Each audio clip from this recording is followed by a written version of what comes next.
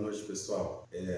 Estamos aqui com mais um vídeo para o canal e o assunto de hoje é a independência do Brasil. Acontece que o Brasil, desde 1500, ele era uma colônia. Quando Dom João VI veio para cá, em 1808, esse território, chamado também de América Portuguesa, ganhou mais autonomia política. Em 1821, Portugal queria recolonizar o Brasil, então exigiram que Dom João voltasse para Portugal. Só que ele foi e deixou seu filho Dom Pedro I aqui, que realizou o processo de independência em 7 de setembro de 1821.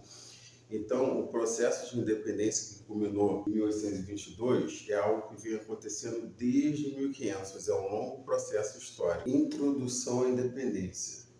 O processo de independência do Brasil foi fundamental para entender a formação da nossa nação. Então, é importante a gente entender que a independência ela é um processo histórico que acontece desde 1500 para cá. Isso explica como o Brasil se tornou uma monarquia mediante outras repúblicas na América Latina. Então, o processo de independência do Brasil é muito importante porque o Brasil se torna uma república, uma monarquia, e os outros países da América Latina se tornam repúblicas. Como que isso aconteceu? Como foi possível o Brasil optar por esse regime político? O regime político que muitas vezes manteve a estrutura política do período colonial, mantendo desigualdades como, por exemplo, a escravidão, e isso é fundamental para entender a sociedade de hoje. Esse evento moldou a história do país, abordando as causas, consequências e personagens centrais que desempenharam papéis cruciais durante essa transição histórica.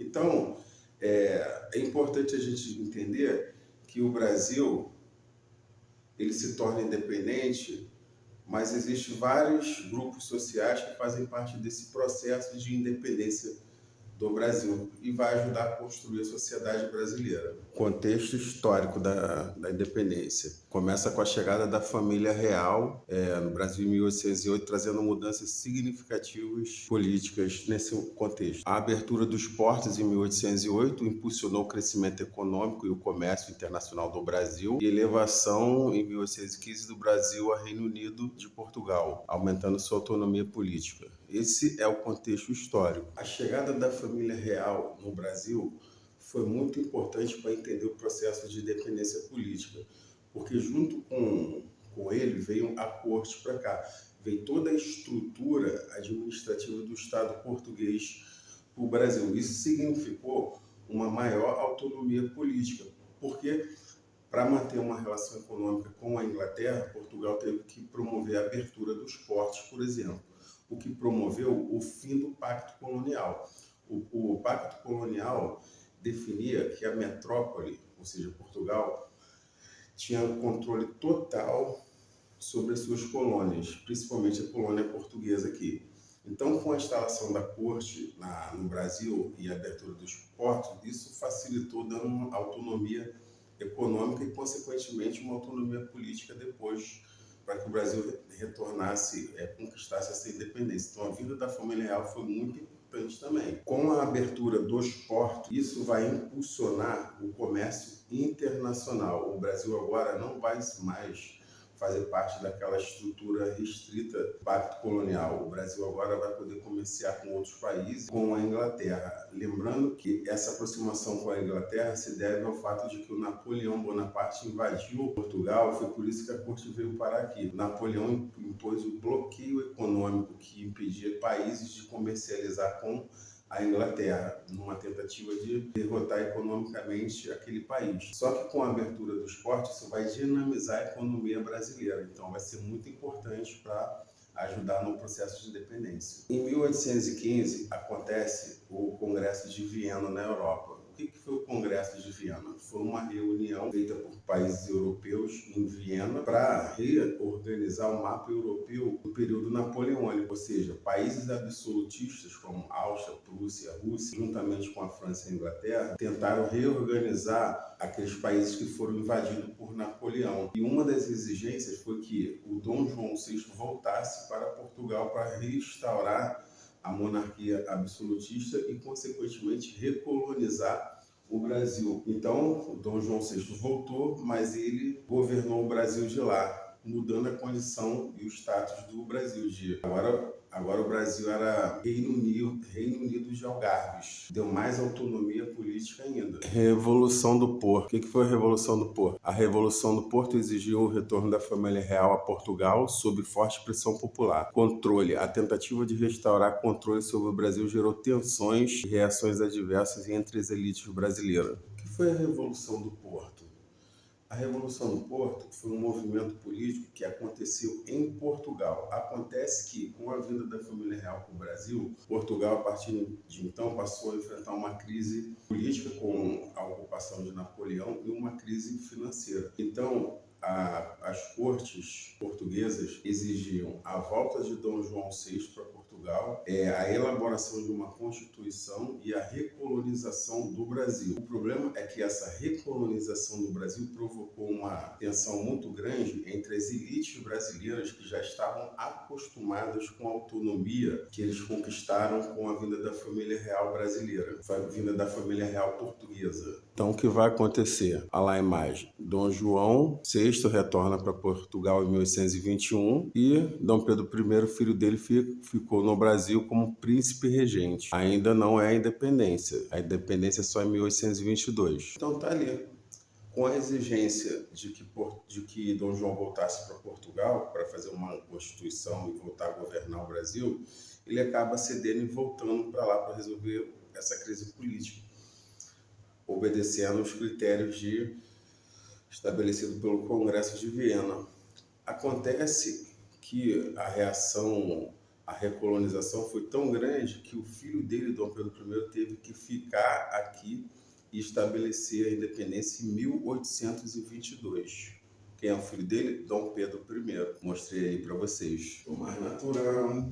Partidos e conflitos internos. Por um lado, existia o Partido Português. O Partido Português defendia a recolonização do Brasil e a manutenção do controle português. O Partido Brasileiro lutava pela independência e autonomia do Brasil frente aos interesses portugueses. Havia os conservadores eram a favor da monarquia e sustentavam a liderança de Dom Pedro I. Liberais defendiam ideias iluministas e propostas republicanas, buscando mudanças políticas significativas no Brasil. Então, a insatisfação com a recolonização no Brasil gerou uma crise interna aqui no Brasil, uma divisão dos grupos sociais. De um lado existia o Partido Português, que no Brasil defendia o quê? A recolonização do Brasil, né? Estava alinhado com as cortes portuguesas. Existia o Partido Brasileiro. O Partido Brasileiro lutava pelos interesses brasileiros e pela independência, pela autonomia do Brasil. Existia o Partido Conservador, que era a favor da monarquia de Dom Pedro I, e o Partido Liberal, que defendia ideais iluministas. Qual que prevaleceu? O Partido Conservador. Afinal de contas, o Brasil se tornou uma monarquia constitucional, né? Que existia um poder moderador exatamente, dava poderes ilimitados por Dom Pedro I, mas de uma certa forma o Brasil se torna uma monarquia. Então o Partido Conservador, nesse primeiro momento, prevalece. Sendo assim, vai ter o dia do fico, no contexto de intensas pressões políticas, Dom Pedro I decidiu permanecer no Brasil, respondendo à exigência portuguesa de seu retorno. Essa determinação simbolizou um marco na luta pela independência, reforçando a identidade nacional e o desejo de autonomia. Diante, então, da exigência das cortes portuguesas de que Dom Pedro também voltasse para Portugal, ele, apoiado pelas elites brasileiras, decidiu ficar no Brasil. Ficou conhecido, ficou famoso, né? Como o Dia do Fico, dia 9 de janeiro. Então ele vai lançar aquela famosa frase dele: se é para o bem de todos e para o bem da nação, diga ao povo que fico, né? Algo assim que ele disse. Então esse foi o Dia do Fico, foi um momento que marcou o processo de independência política do Brasil, em 1822. Foi o Grito do Ipiranga. No dia 7 de setembro de 1822, Dom Pedro I proclamou a independência do Brasil às margens do Riacho do Ipiranga. Este ato simbólico, embora cercado de mitos, foi crucial para a emancipação do Brasil do domínio português e mudou nossa identidade nacional. Pessoal, o famoso Grito do Ipiranga que lançou aquela famosa frase, né? Independência ou morte. Foi no famoso 22 de setembro, aliás, 7 de setembro de 1822. O que aconteceu?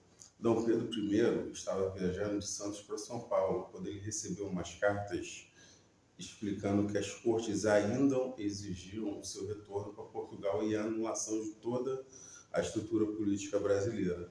Sendo assim, ele foi lá às margens do rio Ipiranga, pintada naquele famoso quadro que você já deve ter visto. Quem já viu esse quadro, escreve aqui embaixo. Eu já vi o quadro Pedro Américo, da independência do Brasil.